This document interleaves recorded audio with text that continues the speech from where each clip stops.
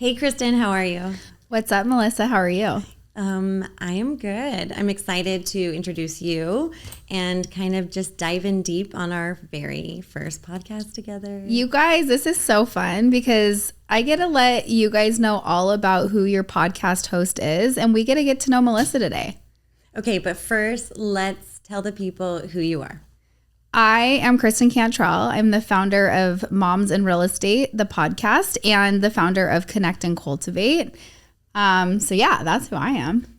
Okay, awesome. Okay, so let's tell everyone how we met real quick.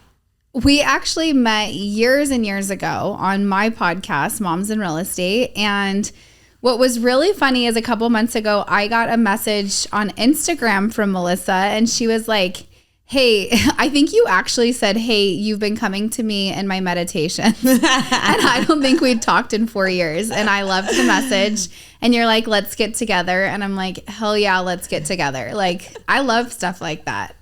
You're all, okay, I am forced. Yeah. Well, I mean, if I'm coming to you in your meditations, then we're meant to be together. Yeah. Yeah. You spoke to me without even speaking to me. It was just one of those things that like, okay, the connect, we needed to connect and cultivate for sure. 100%. And what I love about you is you're very like, you have big visions and like you're ready to implement them. And you know, like you need to have the right people in order to have those things happen. And I think that everyone needs to know that. Like it's a lot of times like you need to go make the connections and to help yourself get started, if that makes sense. And I feel like you've done a good job about going out and putting yourself out there. So I love that. I want to ask you some questions. I want everyone to get to know you. Okay. So what is this podcast supposed to be all about? Well, this is All the Things Real, and it's umbrellaed under my new brand, All the Things Home. I think it's going to develop its own legs as we go. I'm kind of open to bringing on all different kinds of people, different situations, but kind of very entrepreneurial based. Yeah. Local for now. I have a passion for anything like East Valley, being community involved, interior design, real estate, all the things real.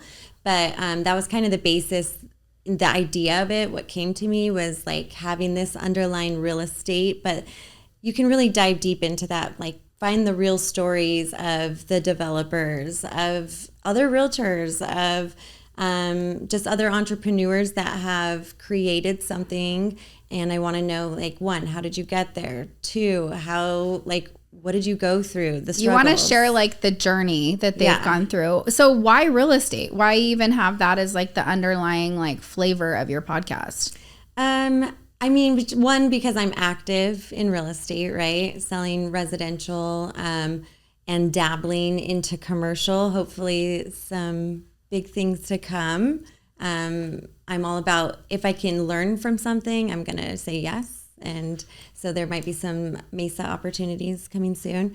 That's awesome. Yeah. But I think real estate, because it's just, again, like I have a passion for the development of like seeing something just sitting there that needs to be either redone. I want to leave it better. Just creating these experiences for people. This is really random and weird, but this is how I describe it. Like I used to say I was the hostess with the mostest. Like I love to host a party, put it all together. And then the second like the party starts, I like to disappear in the kitchen and just watch the experiences happen and create the vibe. And it's the same thing with like, if it's something with you're buying a house and I can help you create this experience where you're going to have memories to come because you found your forever home. Or we are going to, I don't know, find a building that's multi-use and we're going to be able to put a restaurant in the front and an Airbnb in the back.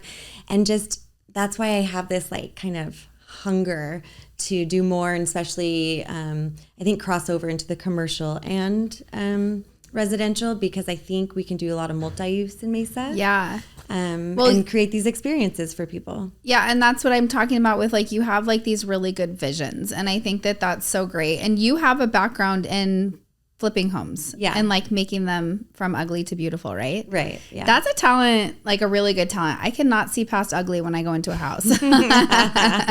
Your stuff is pretty cute. Yeah, but I feel like I have to, like, if I ever go look at houses, I'm like, okay, this one's not good. But then, like, all of a sudden, someone like you could be like, no, you could move this wall and do this and do this. And that's a really, really good talent to have.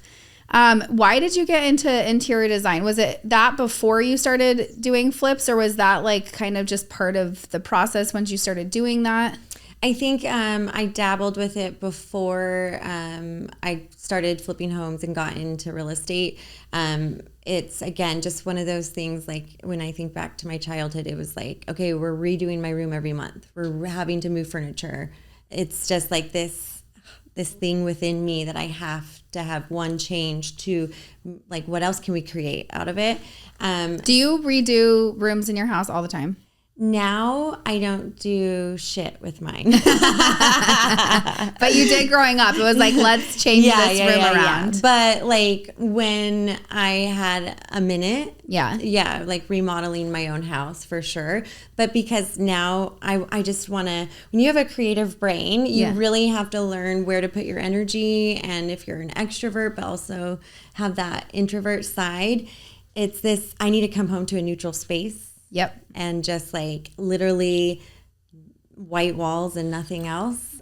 So it helps then, like, so I can keep the wheels spinning on other projects. And sometimes, because it's not like a 9-to-5 job where you can just like, okay, tomorrow I'm going to create.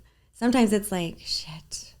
So this project's going to take a little bit longer because like I'm not in the right state. Yeah. You know, like I need to go for a hike and get my Zen on, or be inspired by, I'm going to go walk around the city, or different things like that. But I get that so hardcore because I have like an event block right now with an event that I'm doing, and like actually laying it out has been a big struggle for me. Yeah. I don't know why. I actually feel like I've never had this problem before. Yeah. I think too, like for me, I'm my own worst client. So I have to, design wise, I have to literally take me out of it. So maybe like say, okay, if you were doing this event for me, I bet you could just like write it all out, tell me everything from A to Z to do. So just do that. And take the emotion out of it. And then you're like, oh, okay, it's done. Okay. That's kind of how, like, I'm like, I can't pick. And then I'm like, wait, let me just pretend it's not me. Yeah. That's a great idea. Yeah. So let's get to know you a little bit deeper. So we've talked about a couple like things such as meditation and like Zen. And I know like you love being peaceful and all these things. What is like the story behind that? So just a lot of dark times, I would say, and not in a bad way. I really can enjoy now and like thoroughly be in the thick of something that's dark, because I know then like light has to come, you know? So it's just through those life lessons, like a marriage and relationships and different things like that, that every time I just re-find myself, and it kind of brings me home and zens me out, like, and it's just all I want is peace. Like peace is definitely I think the goal, and then when I'm looking for that, everything else just kind of falls, like love, light, and peace, like everything else just aligns. And in taking care of myself, then I'm a better mom. I can try to keep up with all these visions and do all the things. Inner work's hard, and I think a lot of us would rather just push it down and not work on it. Yeah. And that's not a great idea at all. So I love hearing you talk about it. Is there one specific thing that when you're feeling like overwhelmed or stressed out or down, like a go-to thing that you do? Well, one would just be consistency with working out. Like just sweating. It's literally, I've gotten into a place where I'm like, I don't need to be like count the calories, or I have to run a certain amount of miles. It's let me show up for myself, and just showing up. And then like, okay, today I'm going to do more of like a somatic stretching mixed with weights, or just, I don't know if it's like my old age of 40 getting into it, but like, just being gentle to yourself. Yeah, and I think that it's like what's sustainable for you. Sometimes we put like having when people tell me like download my Fitness Pal and like count your all these things, the I'm macros. like, I will like I don't want like a problem in my head where I'm like, how many grams of whatever is in this, because then food becomes stressful, and like I just feel like I like that you're saying that, where it's like, I'm just going to show up and like do what I feel like doing today. Yeah. And I do know like you do put it, like I've seen you run around downtown Mesa. I love that. And like, I think that that's great. So just move your body in whatever feels good to you. Sweat. When in doubt, sweat it out. So sweating, and then just like nutrition is a big thing for me because I'm gluten and dairy free, but like, she just was like, are you drinking celery in your Stanley? Yeah, I'm all like, celery juice isn't weird to me, but in your Stanley is a little. No, because so to make it, I guess, like, I mean, I don't think that it tastes weird. I think it's good. But like, you got to have it really cold. Yeah. So ice, you have ice. And then lemon. Oh, you put lemon in yours? Yeah, okay. Or I'll do like a sparkling lemon water for this summer. I've been adding that just to, make it feel summery and cooler. And it really just like, it hits the spot. Do you drink celery juice every day? I do. Are you a medical medium geek? Yeah, I was too. I did that for so long. Yeah. It's so good for you. I have so many stomach issues, and I like go back to like, do I do that? Do I not do that? I think, again, it's just consistency. And this is one thing that I've also just been consistent about. And now I've gotten to a place where my assistant / house manager, she's doing all my juicing. Oh gosh, that's nice. So every Sunday I used to do it, and that's like my meal prep. Yeah. But I'm like, okay, that gave me back at least 2 to 3 hours because of the shopping and whatever. And then she'll even freeze them. So I have a week's worth, and in that too, she'll give me enough where I can do 1 day of a full detox with celery. So it's like a fasting. Great. Do you do that every week? Uh-huh. Do you? Okay, so hold on. Sorry she about wants this. To start a business too, I'm like, hold on. Let's start. I don't mean to take a lot of time on celery juice, but I think that everyone's always interested in this. I thought that you have to fresh do it every day, and that's why I got burned out on it. That was medical medium for sure. That's his thing. Is like you should do it fresh every day. But again, I just need to show up. Yeah. I just want to show up. I think that's so important to point out. There's still got to be nutrients in there. There is, yeah. And so I have 7 16-ounce jars fresh in my fridge, and one's for every day. And then I have enough that we freeze. Yeah. And I pull out for extra for detoxing. Okay. I love that. And last question about celery juice. Has there been any like significant change in your health from it that you've noticed? I think so. It's more of when I don't do it. Okay. That's like just even in anything with nutrition, in my health issues that I've noticed. For me, it is like the skin and the gut. Yeah. Like that's a big thing for me. Having an autoimmune disease, my gut is my first thing that affects me, and then my gut affects my brain. Yeah. And I need to function. Like, I'm obsessed with the brain, just like, what else can I take? What else can I learn about it to function the best, like, that I can? Yeah. Because I do want to do all the things, and I can't do those if I'm, like living off of Filiberto's every day. Yeah. Please don't get Filiberto's. There's better burritos out there. Sometimes I'm like, I tell my husband, I'm like, we like don't have to eat there anymore. Like, I know you have this, like, you've grown up doing it, and then you're like, okay, wait, we actually could like splurge and get, yeah, it is. Or no, you remember Reba's growing up? Oh yeah. Reba's was great. That's funny. Okay, so you are a single mom. Yes. And I want to hear about that. That is like so challenging in and of itself. And like you're starting all these new ventures. Like, tell me, is it hard? No, it's not hard. That reminds me of your one reel. Right? I don't know. I just did it. It was hard. Totally. I love that reel. I always think of that one.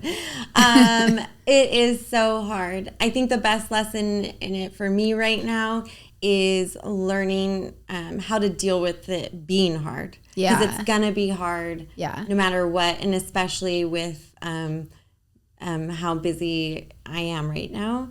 So I don't think I'll be balanced for a long time. I don't know if you really can as a single mom, or just as like it's hard. A human. It's everyone's biggest struggle is balance. Yeah. I don't believe necessarily in that.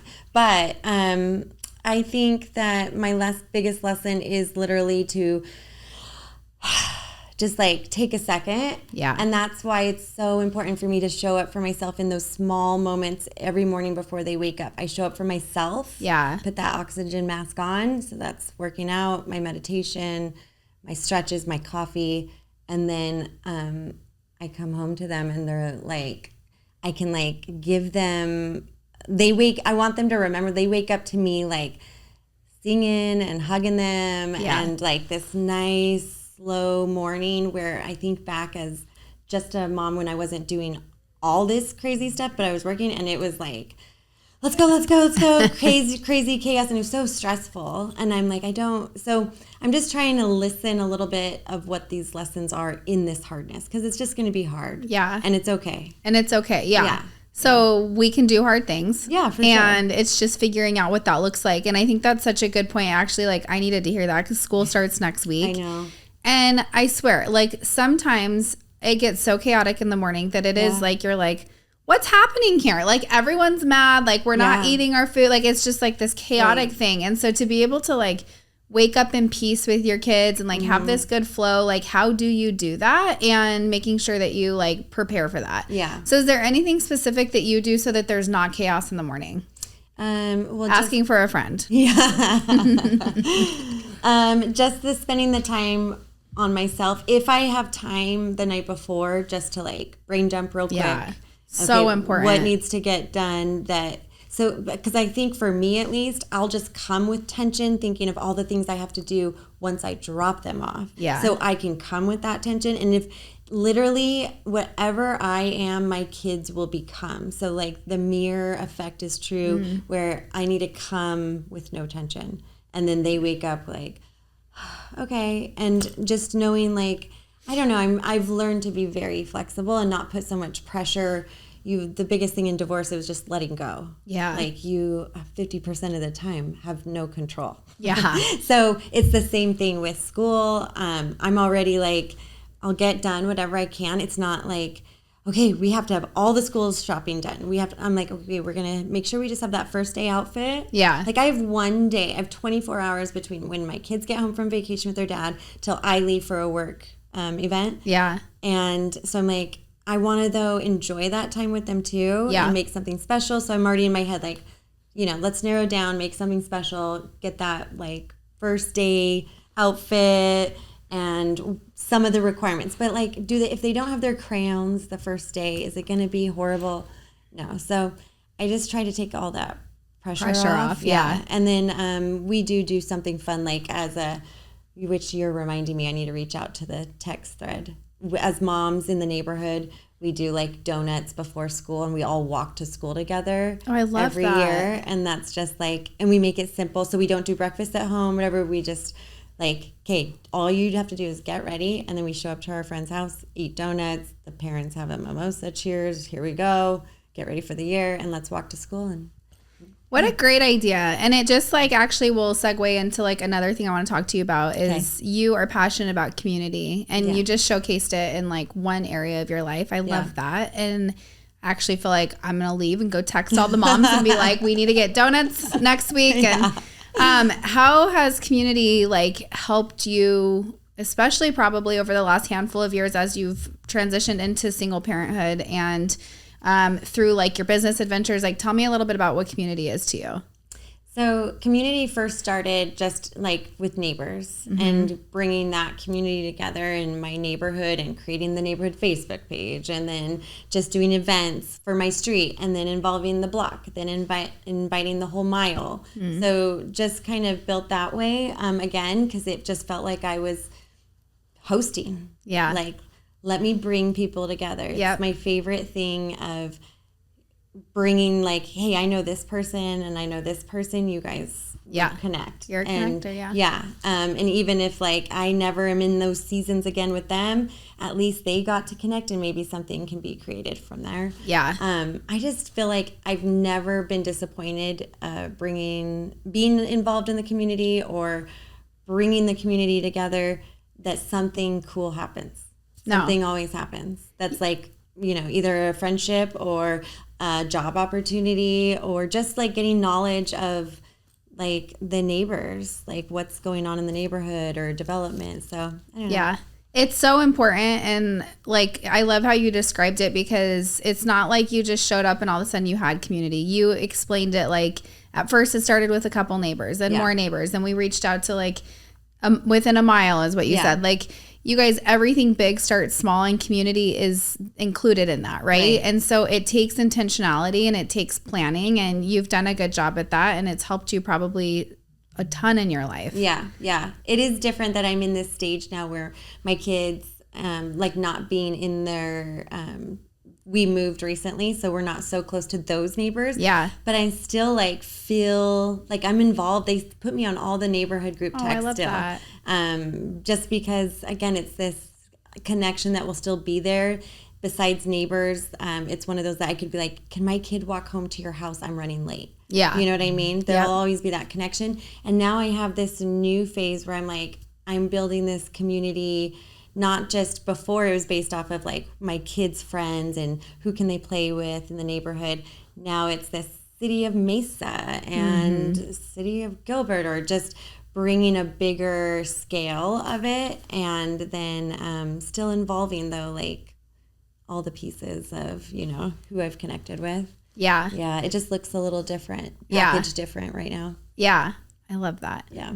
Okay. So what do you envision like the type of person who you're looking to interview on this podcast? I know it's not concrete right now, but if you were like to maybe just describe a couple people that, not even like a specific person, but like the idea of a person that you're going to be talking to on your podcast, who is that? Well, you were great. Thank you. I think, social media is such a big thing right now. It is. So I would love to, especially if it is someone that I know, and let's just say they are an influencer or something, and I'm seeing just connections that, they're very health conscious, they're community involved, or they're a trade or a vendor of mine, but also they're doing things with a lot of like people in the community. It's someone like that I want to see, like, okay, they built their own business, like, let's show the people what that looked like, because you only get this little clip on social media, right? And I would just love to like shine light on someone like that. And I don't know, it could obviously be in different industries. It could be someone that created their own hair salon. Yeah. But like, I feel those pains, those growing pains, and I would love to put light on that, even though people don't necessarily they don't like reflect a lot and like look into that, but a lot of people, like audiences, will benefit. Like, she can do that single mom just did that, I needed to hear just that, or I don't know, there's always going to be some kind of inspiration for someone to hear. So yeah, definitely. I think that it's a great point. Like, there's nothing worse than when someone is like, oh my gosh, like, you're killing it, you're all put together, and I'm like, what gave you that impression? Like, do you want me to send I'm you a selfie? shit show. And then I'm like, I hate that like social media, like it is like you are putting your highlight moments on there, and you're not going to talk about your shit show morning necessarily with your kids where you were screaming at them because they didn't eat their food or whatever it is, you know? And so I think it's like you're giving the opportunity to have those conversations where it's like, let's talk about the suck, and we've got to embrace the suck to get to where the success is. And so I think it's important to highlight somebody's journey, and it like really just helps people not feel so shitty about themselves too, Yeah. It's literally, let's show the realness. Yeah. Like, there's everyone has their stories and their hard times. So I think that putting a light on the real, and I think my superpower is being able to be like vulnerable and transparent, maybe to a fault. Same. So if it's sometimes like it just opens people up, and will allow them to be real. I would rather like show up like a fool to make someone else feel comfortable enough in their own skin to like, yes, okay, this is what's going on. You know what I mean? Yeah, absolutely. You want to be relatable. Yeah. Your podcast is all things real. So we've got real estate, we've got real estate design and interior decorating. We've got like real shit, like real life. What else is there? Is there anything else real? I wanted the real of like what's going on in Arizona and the East Valley and keeping people what's really happening. Yeah, like being somewhat informative. We're not just gonna sit over here and gossip and whatever. But if you want to learn some things about the market and what's happening, how to invest, and I want someone to, because too, like selfishly, I'm going to learn from anything and everything I try. Yeah. So from this podcast, I want people to come on that's going to teach me something. So if it's something like an investor teaching about how to do ADUs, or like being able to get someone to their ultimate life that they desire by learning a few tricks in real estate, how to invest. And even if you think you can't invest yet because you're only saving X amount, like I want to learn it all. And I'm a single mom too, and so I need to learn it all because I got mouths to feed. Absolutely. I love that. Okay, so I think that we should wrap it up with me asking you just a question that I think is fun. Okay. What is your word of the year? I think we can agree that like peace is a good one. Yeah. And what do you mean by that? Peace just makes me instantly think to take a breath and be calm and go within and hear myself and listen to myself, listen to my intuition, be curious and quiet and still and alone. Was it hard for you when you first started doing inner work to sit with yourself? No and yes. There's let's dive into this. There's a section that I had problems from. So I got divorced in 2019. Sorry to really, we're going to go into this. And then I've had some relationships since then, but to physically be alone, like it took a minute, like, oh my God, I need to call someone to do something. Yeah. And now I'm nervous that like I'm enjoying myself too much, that like, no, I want to do this because like, a good example would be going on the dating apps and they're asking you questions and they're like, where have you traveled? What do you like to do? And I'm like, nowhere, and I don't know. Like, who am I? Because I'm such a giving, flexible person that, and a monogamous, that I just dove into deep, heavy, long relationships. And I just kind of molded myself into what they needed, and nothing against them, but like that's just who I am. Yeah. And then now I'm like, oh, wait, like I fucking am amazing at pickleball. Okay, let's go. I love that you just did the F-bomb with pickleball because that was your problem. Like to this morning, you're like, people told me to tone it down about pickleball because I keep saying fuck. I showed up with strangers to pickleball today it was my first time playing outside. And it's just this Tourette's thing that just like, I want to see screaming. It. So indoors when I scream, everyone, my first instructor, he was like, he warns people. He's like, get ready. Like I scream bloody murder. I don't know why. I love that you don't know the people and you're like, I'm just going to go at it. Yeah. I think it's a real good test for me too. And like putting myself out there. Yeah. It's just like dating. They're just all exercises. And like to get to whatever I'm trying to get to, like better myself. I think, and I love people. Like even I was just gonna say fucked up. Even the fucked up ones. No, I really do, because everyone has their story and their journey, and there might be someone that I'm not gonna hang out with, but like I'm always gonna have a good time. Yeah. I love that. So I don't know if I answered your question. I just went on a detour. I think you did. Welcome to ADHD. Right? Well, cool. I hope you guys all learned a little bit about your host today. Yeah. Do I need to ask you a question? I don't think so. Okay. Well, stay tuned, you guys. You're going to hear all about this podcast and who is going to be on. And if you want to be on, what do they do? They can reach out to me on Instagram. All the things home with Mel. All the things home was taken, by the way, everyone. You could also email me at mel@allthethingshome.co or reach out to me via text, 480-516-4030. There you go. Reach out if you want to be on. Oh, boy. Bye, everyone. Bye.